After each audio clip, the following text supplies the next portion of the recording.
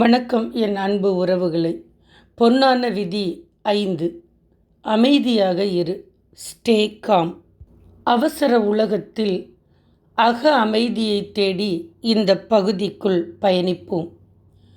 நம் வாழ்க்கையை பக்குவப்படுத்தக்கூடிய பொன்னான விதிகளில் இன்று நாம் பார்க்க போகும் 5வது விதி அமைதியாக இரு. Stay com. நம்மில் பல பேருக்கு இருக்கிற பெரிய பலவீனம் என்ன தெரியுமா?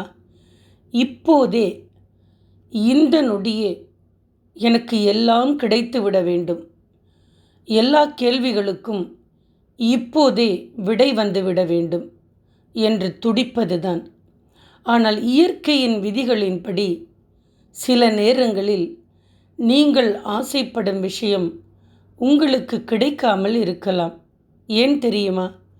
அதை உங்களுக்குள்ளே இழுத்து கொள்ளக்கூடிய அந்த ஈர்ப்பு சக்தி, அதாவது காந்த சக்தி, அந்த பக்குவ நிலை இப்போதைக்கு உங்களிடம் இல்லாமல் இருக்கலாம்.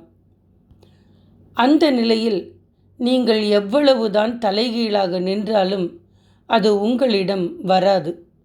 ஆனால் அவசரப்படாமல் அந்த அவசரத்தை தூக்கி போட்டுவிட்டு பொறுமையாக காத்து கொண்டு கவனித்து கொண்டே இருந்தீர்கள் என்றால் பிரபஞ்சம் உங்களை எப்படி நடத்தும் தெரியுமா?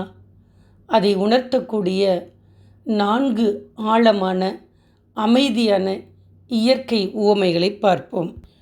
ஒரு குயவன் தன் சக்கரத்தில் ஒரு பிடி களிமண்ணை வைக்கிறான். அந்த மண் வதியத் தொடங்கிய உடனே நான் இப்போதே அழகான பானையாக மாறிவிட வேண்டும் என்று துடித்தால் அது நடக்குமா? குயவன் மெல்ல தன் கைகளால் அதை அணைத்து தட்டி சரியான பக்குவம் வரும் வரை சக்கரத்தை சுழற்றுகிறான்.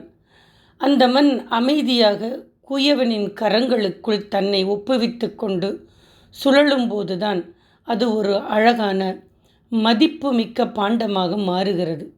அதே போலத்தான் உங்களை செதுக்க பிரபஞ்சம் சில காலத்தை சக்கரமாக சுழற்றி கொண்டிருக்கிறது. அவசரப்பட்டு உடைந்து போகாமல் ஸ்டே காம் என்று அமைதியாக இருங்கள். ஒரு குட்டையில் இருக்கும் நீர் சேரும் சகதியுமாக அலைபாய்ந்து கொண்டிருக்கிறது. அதில் உங்கள் முகத்தை பார்க்க வேண்டும் என்று நீங்கள் ஆசைப்படுகிறீர்கள். ஆனால் தண்ணீர் அலைபாயும் போது உங்கள் முகம் அதில் தெரியாது. இப்போதே விடை வேண்டும் என்று நீங்கள் தண்ணீரை கைகளால் அடித்து களைத்தால் சேறு இன்னும் அதிகமாகுமே தவிர உங்கள் முகம் பிரகாசமாக தெரியாது.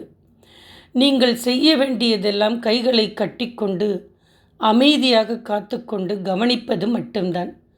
சிறிது நேரத்தில் நீர் அலைபாயாமல் தேங்கி அமைதியாகும்போது சேறு அடியில் தங்கி உங்கள் முகம் கண்ணாடி போல் அதில் தெளிவாக தெரியும். உங்கள் மனமும் அப்படித்தான். அமைதியாக இருங்கள். விடைகள் தானாக கிடைக்கும். Stay com. கடுமையான பனிக்காலத்தில் காட்டில் இருக்கும் ஒரு மரம் தன் இலைகள் அனைத்தையும் இழந்து மொட்டையாய் உயிரற்று காய்ந்து போனது போல் நிற்கும். எனக்கு இப்போதே இலைகள் வேண்டும், இப்போதே பூக்க வேண்டும் என்று அந்த மரம் அவசரப்பட்டால் பூத்து விடுமா அல்லது காய்தான் காய்த்து விடுமா? அதற்குரிய காந்த சக்தி, அதாவது சூரியனின் வெப்பம் அந்த பனிக்காலத்தில் அதற்கு போதாது. மரம் என்ன செய்யும் தெரியுமா? பனியின் குளிரை தாங்கிக் கொண்டு அமைதியாக காத்து கொண்டிருக்கும். காலம் நகர்ந்து வசந்த காலம் வரும்போது பிரபஞ்சம் அதற்குரிய பேராற்றலை தரும். மரம் துளிர் விட்டு பூத்து குலுங்கும். உங்களுக்கு இப்போது பனிக்காலம். அவசரத்தை தூக்கி போடுங்கள். வசந்தம் வரும் வரை அமைதியாக காத்திருங்கள். Stay com. பறவை இட்ட முட்டை கூட்டில் இருக்கிறது. அந்த முட்டைக்குள் ஒரு உயிர் வளர்ந்து கொண்டிருக்கிறது. எனக்கு இப்போதே விடை வேண்டும், இப்போதே நான் பறக்க வேண்டும் என்று முட்டையின் ஓட்டை இப்போதே உடைத்து விட்டால் உள்ளே இருக்கும் உயிர் அழிந்துதான் போகும். அந்த முட்டைக்கு தேவை தாயின் இறகுகளின் கதகதப்பும் குறிப்பிட்ட கால அவகாசமும் மட்டும்தான். அந்த பறவை குஞ்சு உள்ளே அமைதியாக காத்து கொண்டு தன் உடலுக்கு பலம் வரும் வரை வளரும். சரியான பக்குவம் வந்த அந்த நொடியில் முட்டையின் ஓடு தானாக உடையும். அது வானில் சிறகடித்து பறக்கும். உங்களுக்கான பக்குவ காலம் வரும் வரை பிரபஞ்சம் உங்களை காத்து கொண்டிருக்கிறது. என் அன்பு உறவுகளே, வாழ்க்கையில் எதற்கும் அவசரப்படாதீர்கள். எனக்கு ஏன் இது இன்னும் கிடைக்கவில்லை என்ற ஆதங்கத்தை தூக்கி போடுங்கள். உங்களுடைய அதை ஈர்க்கும் சக்தி, காந்த சக்தி வரும் வரை பிரபஞ்சம் உங்களை இன்னும் பக்குவப்படுத்தி கொண்டிருக்கிறது என்று அர்த்தம். காத்து கொண்டு உங்களை சுற்றி நடப்பவற்றை கவனித்து கொண்டே இருங்கள். அவசரம் தேவையில்லை.